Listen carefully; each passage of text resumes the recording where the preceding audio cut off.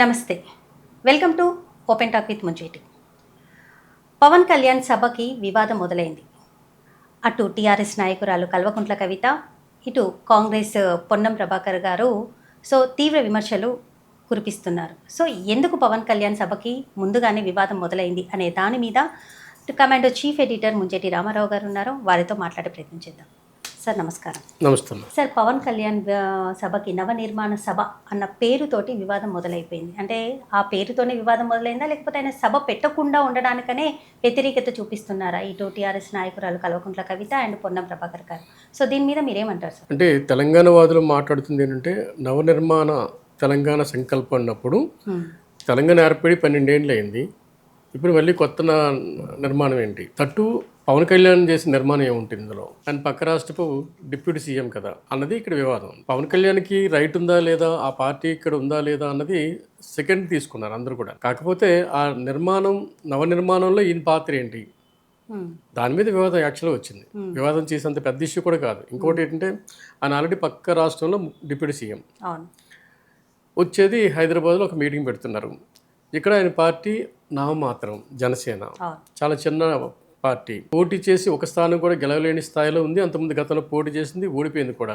అంత చిన్న పార్టీ ఇలా ఒక పక్క నాయకుడు వచ్చి ఆ పార్టీ సభ ఇక్కడ పెడుతుంటే తెలంగాణ వాదులు లైట్గా తీసుకోవాలి. దీన్ని ఇంత సీరియస్ ఎందుకు తీసుకున్నారో మనకు అర్థం కావట్లా. ఎందుకంటే నాకు తెలిసి తెలంగాణ వాదులే ఆంధ్ర నాయకుడి మీద దాడి చేస్తున్నారని అనుకోవాల్సి వస్తుంది. ఎందుకంటే ఆ స్థాయిలో దాడి చేస్తున్నారు ఇక్కడ. పొన్నం ప్రభాకర్ గారు మీరు అన్నట్టు ఆయన ఏమన్నారంటే పవన్ కళ్యాణ్ చాలా తీవ్రంగా మాట్లాడారు.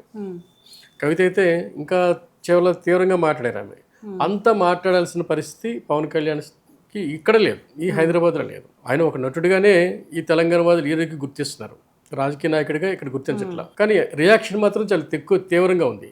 దీన్ని ఆయన ఎంజాయ్ చేస్తున్నాడేమో అనిపిస్తుంది కొన్నిసార్లు పవన్ కళ్యాణ్. ఎందుకంటే ఆయన కావాల్సిన అదే కదా, ఎంజాయ్మెంట్, అంతే కదా. అంటే ఎంత రియాక్షన్ ఉంది ఇక్కడ తనకి, ఎక్కడ తెలంగాణలో నాకు ఎంత రియాక్షన్ వస్తుంది అన్నది ఆయన ఒక అంచనా వచ్చింది అని నేను అనుకుంటున్నా.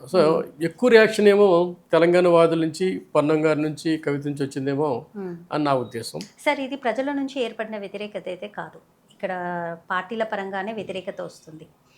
ఎందుకంటారు పార్టీల నుంచి ఆ వ్యతిరేకత? ఇప్పుడు ఒకప్పుడు తెలంగాణ రాష్ట్రం ఏర్పడిందని ఆయన భోజనం మానేశాను, నేను తిండి కూడా తినలేదనేసి, కోనసీమ కొబ్బరి చెట్లు ఎండిపోయాయని విమర్శించిన వ్యక్తి ఇప్పుడు తెలంగాణలో సభ పెట్టడం ఏంటని కూడా పొన్నం ప్రభాకర్ విమర్శిస్తున్నారు. అది నిజమే అంటారా?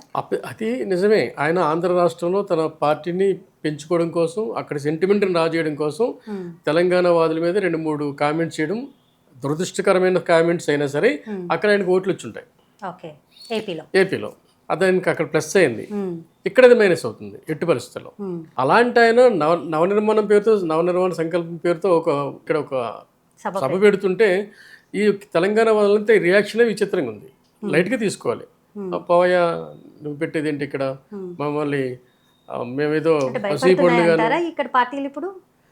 భయపడేంత స్థాయి కాదు. ఎందుకు ఓవర్ రియాక్షన్ చేస్తుందో మనకు అర్థం కాదు. చిన్న విషయం చూడండి మీరు, అసలు పవన్ కళ్యాణ్ ఎంత త్వరగా సభ ఎందుకు పెడుతున్నాడో మనకు అర్థం కాల. మీరు ఒక చిన్న విషయం చూడండి, ఈ మధ్యకాలంలో మనం కంటిన్యూగా తెలంగాణకి పవన్ కళ్యాణ్కి మధ్య వార్ నడుస్తూనే ఉంది.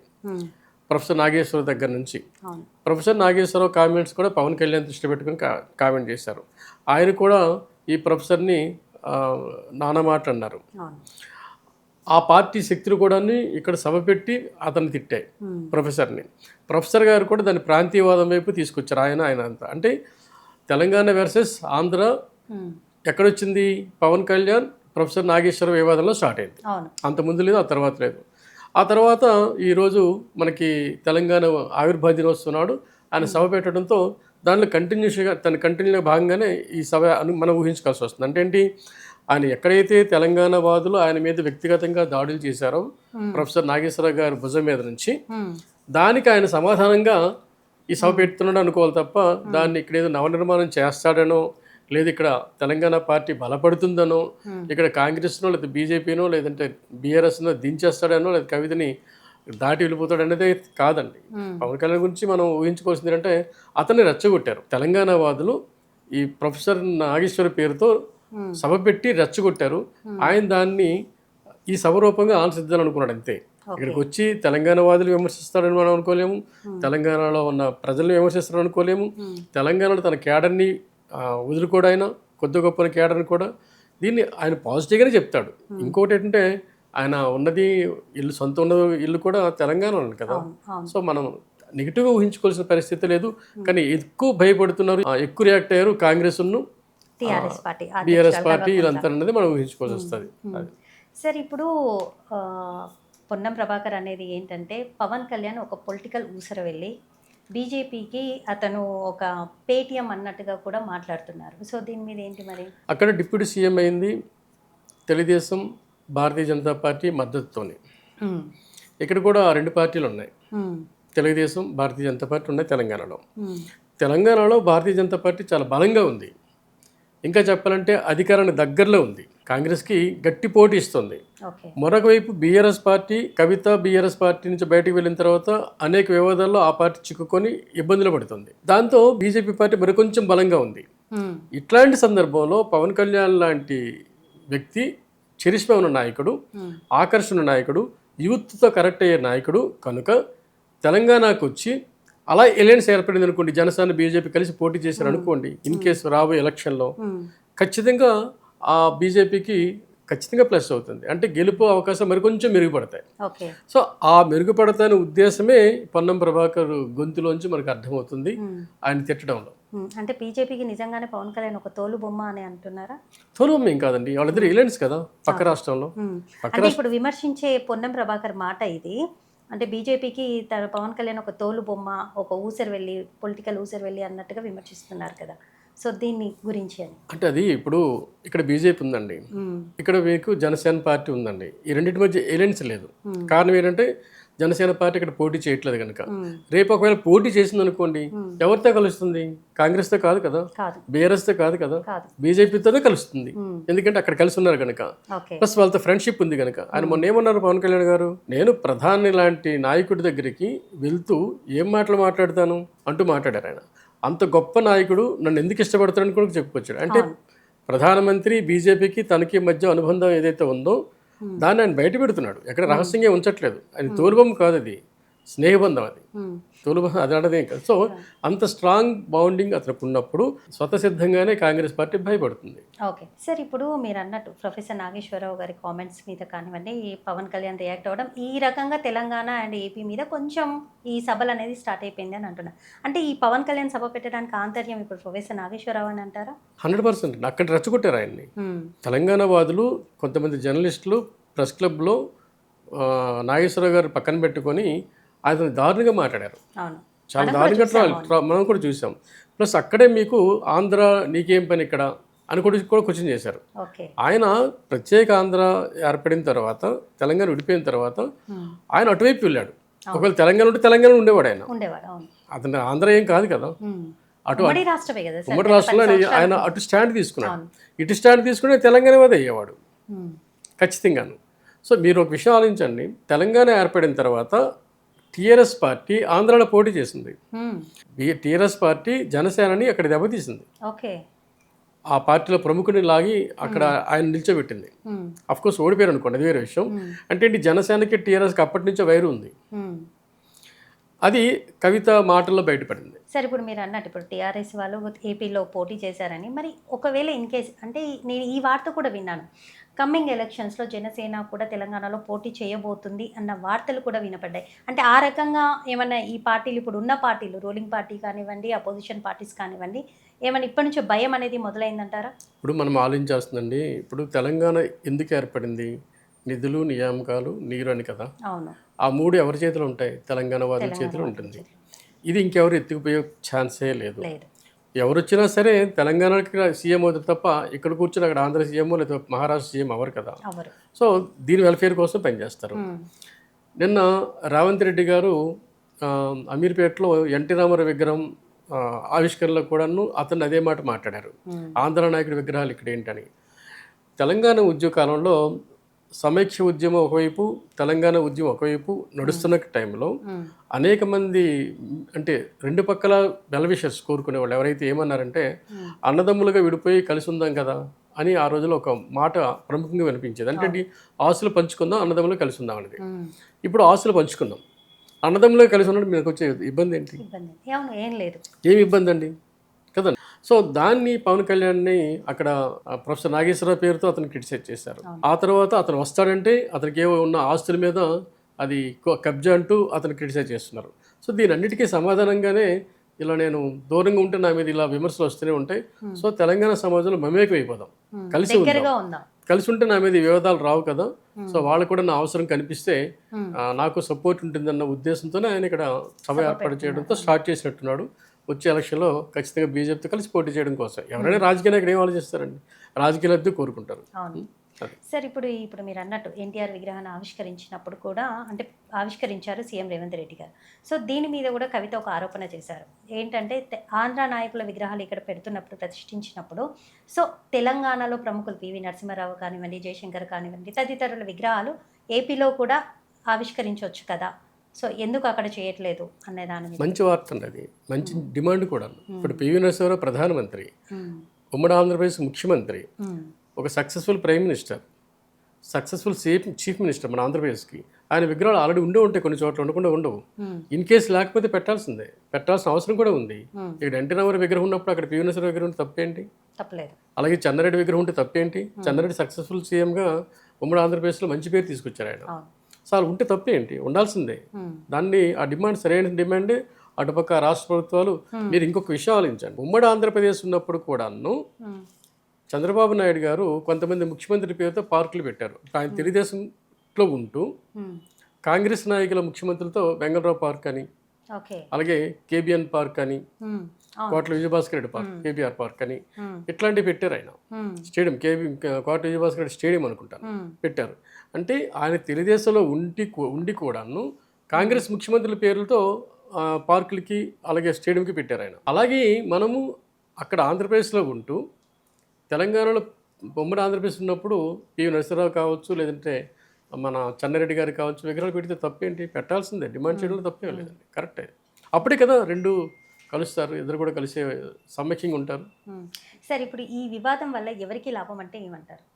ఖచ్చితంగా లాభం పవన్ కళ్యాణ్కి. ఎందుకంటే ఆయనకి రచ్చ కావాలి కదా, ఆ చర్చ కావాలి కదా, దాని ఫలితం కూడా కావాల్సిందే కదా.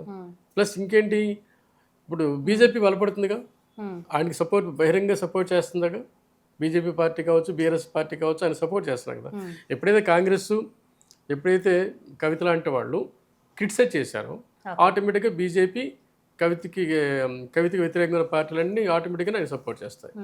ఆయన ప్లస్ వరకు చెప్పాలి. సార్ ఇప్పుడు పవన్ కళ్యాణ్కి తెలంగాణపై అసలు స్టాండ్ ఏంటి సార్?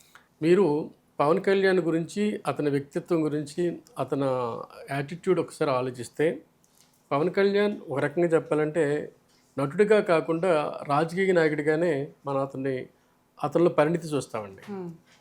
డిప్యూటీ సీఎంగా కానీ, ఆయనకున్న మినిస్ట్రీ ఏదైతే ఉన్నాయో ఇప్పుడు ఆయన నిర్వహిస్తున్న మినిస్ట్రీల విషయంలో కానీ, ఆ రాష్ట్రంలో ప్రజలతో కలిసిపోవడం కానీ, ఇవన్నీ మనం చూస్తే అతను ఒక నటుడిగా కంటే డిప్యూటీ సీఎంగాను ఒక మంత్రిగానే ఆయన సక్సెస్ఫుల్గా మనకు కనిపిస్తాడు. అంటే ఏంటి, ప్రజలతో ఎక్కువ కనెక్ట్ అయింది. సో ప్రజానాయకుడిగా ఆయన అక్కడ అవినీతి పాల్పడిన కేసులు లేవు. అలాగే అధికారులతో కలిసి పనిచేస్తున్న మంచి పేరుంది.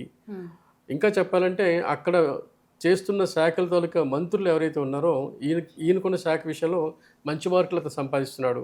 సో మంచి రాజకీయ నాయకుడు, మంచి పరిపాలన ఉన్న మినిస్టర్. అట్లాంటి వ్యక్తి తెలంగాణకు వస్తున్నప్పుడు ఇక్కడ తెలంగాణ సమాజం కూడా అతను ఆహ్వానించగలిగితే ఇక్కడ రూలింగ్ అతను అధికారంలో చేపట్టే అవకాశం తక్కువ. అంతే కదండి, జనసేన అధికారంలోకి వచ్చే అవకాశం ఎంత మాత్రం లేదు. కానీ ఇక్కడున్న అధికార పార్టీని క్రిటిసైజ్ చేసే అవకాశం అతనికి వస్తుంది కదా. అది ఎవరికి లాభం? ప్రజాస్వామ్యంలో ప్రజలకే కదా లాభం. సో అతను ఆహ్వానిస్తే వచ్చిన ఇబ్బంది ఏంటి? తెలంగాణ ఏర్పడిన తర్వాత, ఒకవేళ తెలంగాణ ఏర్పడిన తర్వాత జనసేన నుంచి ఎవరన్నా సరే ఇక్కడ పార్టీ నిర్మాణం జరిగి అది ఒకవేళ మంచి స్థాయిలో వస్తే తెలంగాణ వాది ఉంటాడు, కానీ పవన్ కళ్యాణ్ ఉండడు కదా. సార్ ఇప్పుడు ఇది మనది ప్రజాస్వామ్య రాజ్యము అనే అంటారు. అంటే ఏ పార్టీ అయినా పోటీ చేయొచ్చు కూడా మన 100%. సో అలాంటి మన రాష్ట్రం మన దేశం ఉన్నప్పుడు సో ఇలాంటి పార్టీలు కానివ్వండి, ఏ పార్టీ అయినా వచ్చి పోటీ చేస్తున్నా కూడా సో వీళ్ళకి వచ్చిన నష్టం ఏంటంటారు? యాక్చువల్లీ ఇంకోటి, ఇప్పుడు ఆయన సభ పెడతా అంటే కూడా పోలీసులు అనుమతి ఇవ్వలేదు, ఎందుకంటే లా అండ్ ఆర్డర్ ప్రాబ్లం వస్తుంది అనేసి. నిజంగానే ఆ ప్రాబ్లం వస్తుందంటారా? ఇన్ కేసు వచ్చినా సరే ఆయన కోర్టుకి వెళ్తారు, కోర్టు ఏమో కండిషన్లతో అనుమతిస్తుంది. అది అన్నిసార్లు జరిగింది, ఈసారి కూడా జరుగుతుంది. మనం ఆలోచించాల్సి వస్తుందండి, ఇదే రాష్ట్రంలో ఉన్న మనలాంటి వాళ్ళు ఏమో ఆలోచించాలంటే సింపుల్ అండి. ఆంధ్ర తెలంగాణ రెండు కూడా పాకిస్తాన్ భారతదేశం కాదు, రెండు వేరు దేశాలు కాదు. సరిహద్దు రాష్ట్రాలే, కలిసి ఉన్న వాళ్ళమే, ఆస్తులైతేనేమి బంధుత్వాలు అయితేనే ఇప్పటికీ నడుస్తున్నాయి, ఇంకొక 100 ఏళ్ళు నదుల విషయంలో కూడా బాగా నడుస్తుంది కదా వాదన, నడుస్తూనే ఉంటుంది. వివాదం. సో ఏంటి కలిసి ఉన్న వాళ్ళని ఎందుకు విడగొడుతున్నారు ఈ రాజకీయ నాయకులు? అది కాంగ్రెస్ ఇది కావచ్చు, మెయిన్ క్వశ్చన్ సార్. కాంగ్రెస్ కావచ్చు, కాంగ్రెస్ కావచ్చు, కవిత కావచ్చు, వీళ్ళు ఎందుకు విడగొడుతున్నారు? అలా విడగొడుతున్నప్పుడు ప్రజలు విడిపోయారు అనుకోండి, మళ్ళీ ఆ సమస్యలు ఎక్కడి నుంచి వస్తాయి? మళ్ళీ ప్రజలకే కదా కష్టం. సో మీరేం చేయాలంటే ఇక్కడ నాయకులు కానీ అక్కడ నాయకులు కానీ ప్రజల్ని విడగొట్టకుండా రాజకీయం చేయడం కరెక్ట్ అండి. ఇదేమి పాకిస్తాన్ కాదు. అంటే ఏంటి, తెలంగాణ వాదులు తిడితే ఆంధ్రాలో ఓట్లు వస్తాయని, ఆంధ్ర వాళ్ళు తిడితే తెలంగాణలో వాళ్ళకి ఓట్లు పెరుగుతాయని అనుకోవడం మాత్రం మూర్ఖత్వం అండి, ఖచ్చితంగా మూర్ఖత్వం. అట్లాంటిదైతే మరొకసారి అటువంటి జరగదు ఎట్టి పరిస్థితుల్లో. సో అంటే ఈ రాజకీయ పార్టీలు వాళ్ళ స్వలాభం కోసమే ఇవన్నీ చేస్తున్నారు అనేది కూడా ఒక వాదన. ఖచ్చితంగా, కానీ స్వలాభం కూడా అవ్వదు, రాదు, లాభం ఉండదు అది వాళ్ళకి. అనవసరంగా రచ్చ తప్ప వాళ్ళకి మైనస్ తప్ప ప్లస్ కాదు. ఏ రకంగా ప్లస్ అవుతుందండి? ఇప్పుడు పవన్ కళ్యాణ్ ఇంటి మీదకి కవిత వీళ్ళు దాడి చేస్తే ఆమెకి నోట్లు పెరుగుతాయా? కాదు కదా. ఏం లాభం ఆమెకి? పవన్ కళ్యాణ్ గారికి కాదు కదా. సో అందుకని ఎట్టి పరిస్థితుల్లో ఆంధ్రప్రదేశ్లో ఒక పాకిస్తాన్ లాగానో ఒక భారతదేశం లాగానో, ఇటు పాకిస్తాన్ భారతదేశంలో చూసిండడం వల్ల వచ్చే లాభం ఏమి ఎవరికి ఉండదండి.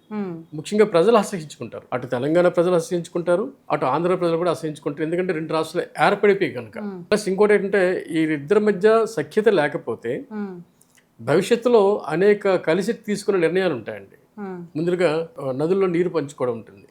అక్కడ ఈ వైషమ్యాలు వచ్చాయి అనుకోండి, మీకు తమిళనాడు కర్ణాటక లాగా కొట్టుకుంటారు, కావేరీ నీళ్ళ కోసం కొట్టుకుంటారు, యుద్ధాలు చేస్తారు. అక్కడ డెమోక్రసీ లేదు, న్యాయస్థానం లేదు, యుద్ధాలు చేస్తారు 2 రాష్ట్రాలు కూడా. ఒకసారి పెద్ద గొడవలు అవుతాయి.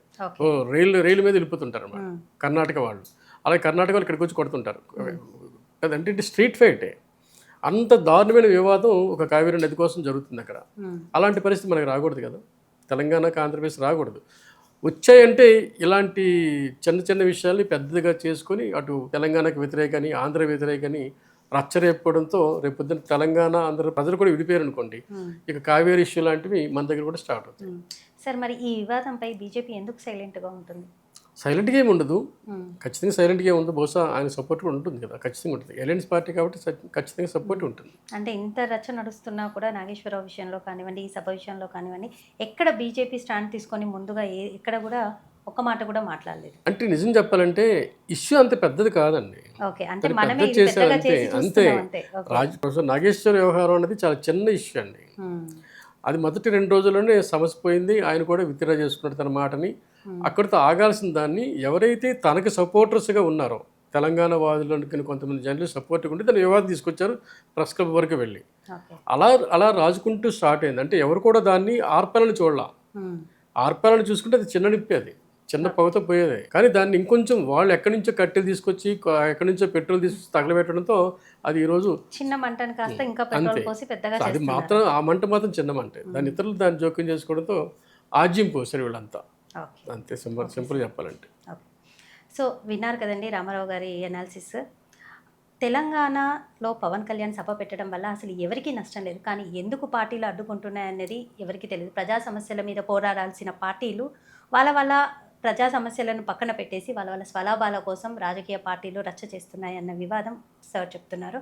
సో ఇదంతా కామ్గా ఉంటే చిన్నదాంతో పోయేదాన్ని పెద్దగా చేయకుండా బాగుంటుంది అనేసి ఆయన చెప్తున్నారు. నమస్తే.